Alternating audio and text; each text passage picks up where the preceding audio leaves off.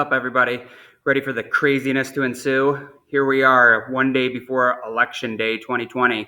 And man, it is an election day like I've never quite seen before. I guess the day isn't here yet, but it's a weird vibe. I mean, you always hear at every election cycle that like this is the most important election cycle in history. That's something I've heard every 4 years since I was a little kid.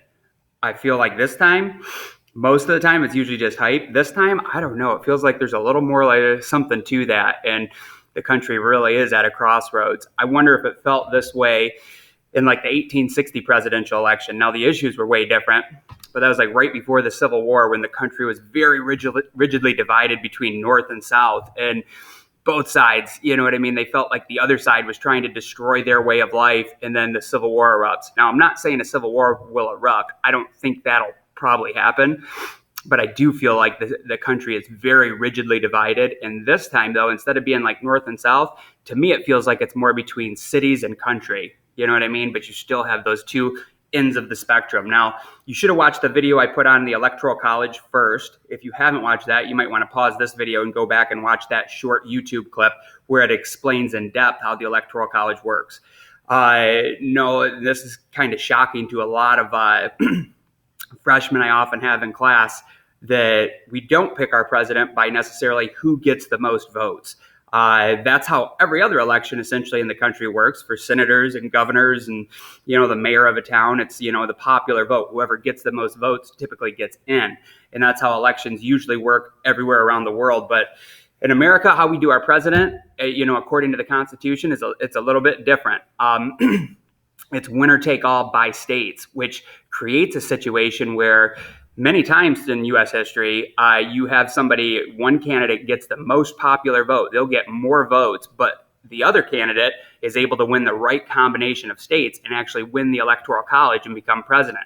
That's become, I think, increasingly controversial, especially over this last generation or so. Twice in my life, one candidate got more votes, but the other guy became president. It happened in 2000 with George Bush and Gore.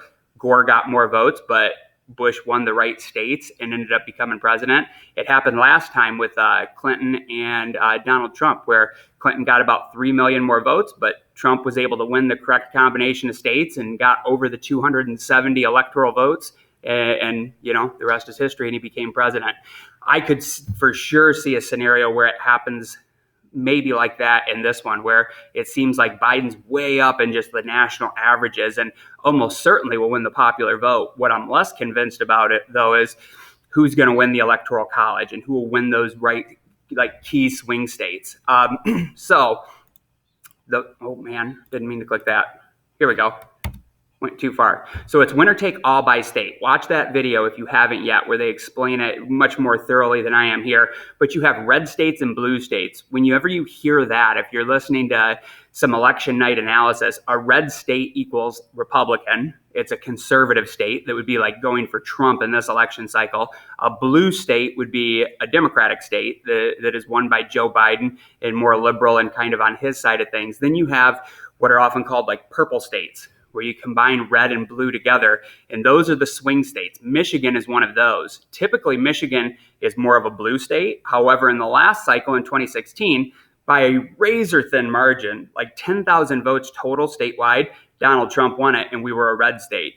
10,000 might sound like a ton of votes, but think we're in a state of 10 million people where you get, several million voters. 10,000 is actually like way less than like 1 percentage point. It's like, a couple tenths of a percent or something like that when you actually figure it out and do the math. So swing states are super important. I've heard Michigan, Pennsylvania, Arizona, Wisconsin, and Florida are kind of like the big ones up for grab this year. If either candidate ends up capturing those states, they're almost certainly going to win if they can capture a good number of them. So like if Trump were to win Pennsylvania, Michigan, Wisconsin, he's almost certainly going to be president because many other states are in the bag for one candidate or the other. Like California is the biggest state population-wise, and it is worth the most electoral votes. It's like 100% for sure going to vote for Biden and go that way because the Democrats way outnumber the Republicans in that state. Take a state like Alabama or Texas. Those are typically very red states, which almost certainly are going to go for Trump. But then you have those purple states or the swing states in the middle, and that's where like the election is essentially won or lost. So for this journal entry, after watching the video on the Electoral College and kind of what I said here, tell me, do you think that's fair? Do you like the popular vote? Do you like the Electoral College? Like, which would you rather go to just a straight popular vote? Would you rather stick with the Electoral College where it kind of disperses power and it's you have to win a majority of states more or less, rather than just get the most votes and become super popular in a big state with a huge population like California? Honestly, on this, I'm kind of torn a little bit. I don't know. I used to always think like, let's just go to a popular vote. But man, I don't know. I think there's good arguments on both sides. I don't care which way you argue for it, but like, tell me if you're in favor of getting rid of the Electoral College or if you want to keep it, and then give some reasoning why. If you don't know why and you're on the fence and you have no strong opinion, make an argument, okay? Just step on one side or the other and argue it as best you can. That's what I'm looking for you, like to do some critical thinking, do a little digging. And if you really have no opinion on it and no strong feelings, I would say talk to some people about it. Send me an email today. I'm happy to have an email convo, or even we can have a phone convo or a Zoom meeting. I love talking politics and just talking like philosophy of government and whatnot. So maybe speak to an adult that you like, somebody in your house. If you're working remotely from home today, talk to your parents, talk to your grandma, keep your social distance and all that, whatever. But, do a little discussion on it, a little critical thinking, and answer that question pretty well in the journal. Now, for the second part of Journal 1 for quarter 2, you can really talk about any of the things on this slide here. So I think there's a strong argument that American politics is just it's become so like bipolar and so divided that we're probably overdue for some kind of reform. That's something that most Americans can say that will agree, whether you're a conservative or you're really liberal, Republican or Democrat. Most Americans kind of overwhelmingly, when they poll them, will say the American government's broken and we need to do something to reform the system. For the second part of this journal, you can talk about any or all of these things and just give me a little feedback. Show me you're thinking about it. And just give me some of your thoughts on any of these potential reforms. So taking money out of politics, I'll often hear that like, and this page is kind of like Taluki's ideas for how we might reform the system. Okay, so this is part 2 of the journal, and I'll kind of cover it and recap it in my notes too for this assignment posting.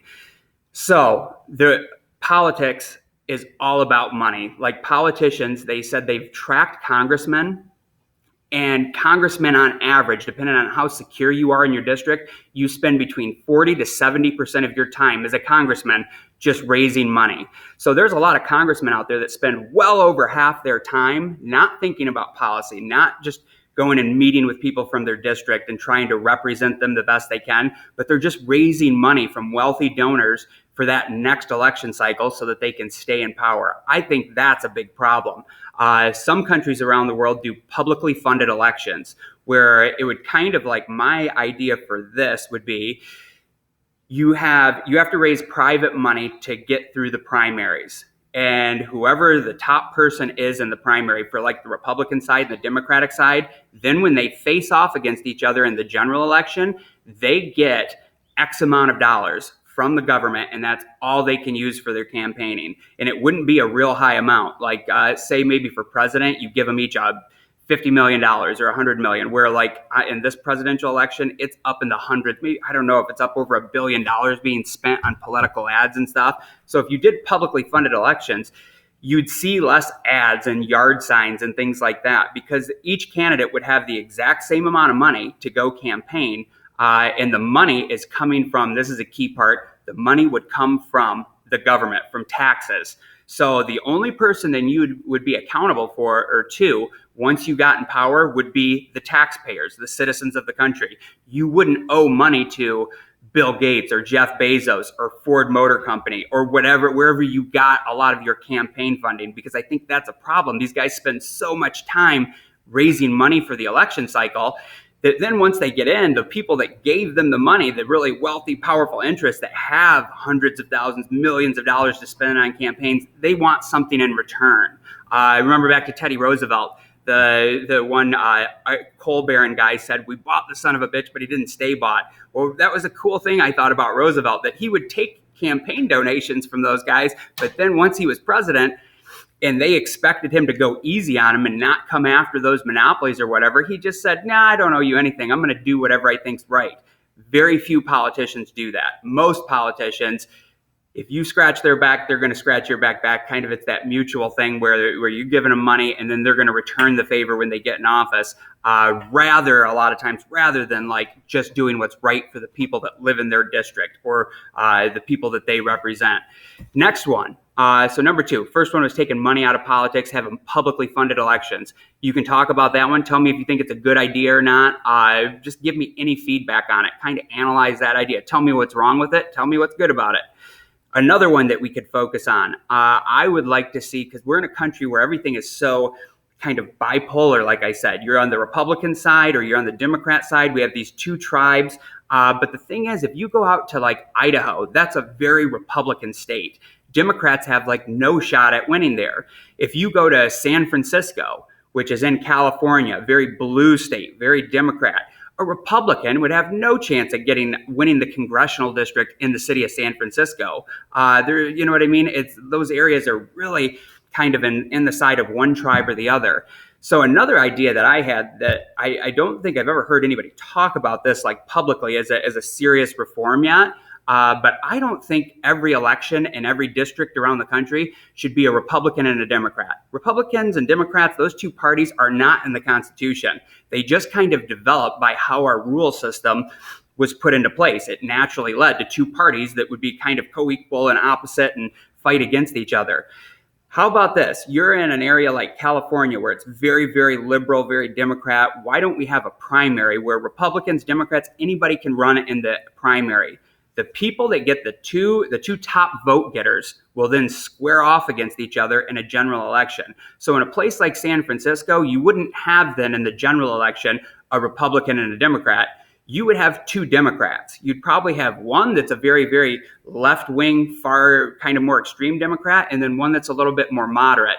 And then the people in that area and the Republicans, they'd have to decide which person are we going to put into power? And there are a few Republicans in San Francisco. So I think if you did something like this, it would incentivize and make our politics more moderate and bring people more to the middle rather than more extreme. The system we have now incentivizes extremism. It incentivizes people to go far right wing or far left wing and like appeal to your base to get elected. I would like to see something that brings people more back to the center. So like in a place like Idaho or Texas, in a really conservative district, after the primary, you would probably have 2 Republicans, a very right-wing Republican and a more moderate Republican squaring off against each other. Tell me what you think about that. That was kind of a new idea that just had kind of dawned on me in the last week or 2, and I was throwing it out there to you. Tell me, do you like Taluki's primary idea or primary reform idea? Number 3 would be a switching up our legislative branch. Now, this would take a constitutional amendment. You can't just do this because in the rule book, we have the Senate where every state gets 2 representatives, 2 senators per state, no matter how big or small you are. So Michigan gets 2, California with the biggest population gets 2, little Rhode Island that's a tiny state of like 1 million people, they get 2. Then you have the House of Representatives that's all based on your population. So California has like 53 representatives. Michigan, I believe, what are we at, like 11 or 12, something like that. That's all based on population. So you have these 2 branches and laws have to go through the House of Representatives and the Senate. And if like right now, the Republicans control the Senate, the Democrats control the House of Representatives, and the odds of a law getting through both of those, it's pretty low. And both sides kind of vote just party lines, and it keeps us very rigidly divided. How about this? Like a lot of other countries, other democracies around the world, they're unicameral. So they don't have 2 legislative houses, a Senate and a House of Representatives. They just have one, like a parliament. You could call it whatever you want, but would that make things better if we had parliamentary like politics where it was all just Congress was just one lump of like your representatives and senators all kind of thrown in and voting together? Now, if you have a system like that and had the primaries like I had before, you'd probably have more than two parties. You wouldn't necessarily, there's a good chance most parliamentary systems aren't two-party systems. Actually, none of them are. They usually have 3, 4, 5, 10, 12 parties maybe. And if you had a situation like that, now one party will never have a full majority and be able to do whatever they want. You would have to build a coalition, and different political parties would have to make deals with other parties. And again, I think that would make us less extreme and start bringing our politicians more towards the center. How about this last idea I threw out there? I think the presidency is too big a job for anybody. That's kind of my opinion, that like the president wasn't nearly as powerful as the president, any president is today, like 100 years ago, or especially 200 years ago. It was, originally it was supposed to be Congress calling most of the shots, and the president just carries out the laws that Congress passes. Now the president is kind of like our primary and most powerful branch of government, the executive branch, all right? And I've heard a lot of people argue that job is just too darn big for any one person to manage. It's too big a job, and the country has become too complex, and the world is too complex. A lot of European countries actually kind of have two heads of state. They'll have their bean counter and then their public face, okay? So think about that. The bean counter is kind of the nerd guy, the really smart one that looks at the data, the stats, is going to be crunching the numbers. Usually they call that like the prime minister. And then like different countries do it different ways. In England, the actual head of state is the Queen of England. The king or queen, right now it's a queen, is like the face of the nation. She does not get involved in politics in any way. The people decide, and they vote on their representatives and vote on tax policy and all that. But the queen, no matter which party's in power, she is the face of the country and will go and like talk to foreign leaders and, God save the queen. In Germany, they call that position the chancellor. So you have the one guy who's kind of like the nerdy number cruncher who's looking at all the details. And then you have another person that is like the face of the nation and goes out there and does more of the speeches and might do more of the interacting with like other foreign leaders and stuff. Do you think that would be a good idea? And it doesn't even have to be like how I laid it out there. But is the president, is our country just become too complex to have one guy as the president, the leader? Should we break that role up into maybe two or more roles? What do you think on that? Okay. Election day tomorrow. I'm purposely kind of am setting up a pretty chill week for you. We're going to be watching a movie starting tomorrow that'll go through the week where I'm going to give you some commentary on it. And at the beginning, do like an intro, then you'll watch the movie. I hope you really like it. I'll intro that tomorrow and get into it. And then we'll also probably be doing some like election updates throughout the week too, where I'll do some side posts that I'll throw up there, and kind of we'll talk about the results and what ended up playing out in the election that's taking place on Tuesday. Okay, so today is Journal 1.